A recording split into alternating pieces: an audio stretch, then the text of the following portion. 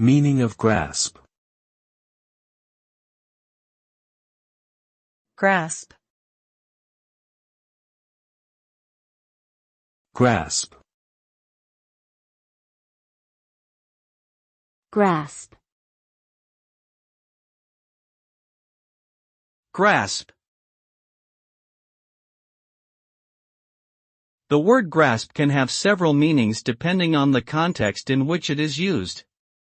In general, it refers to the act of holding something firmly or understanding a concept or idea fully. When used to refer to physical objects, it implies the firmness or intensity with which something is held or seized. In terms of understanding, it implies a depth of knowledge or comprehension that goes beyond surface-level understanding.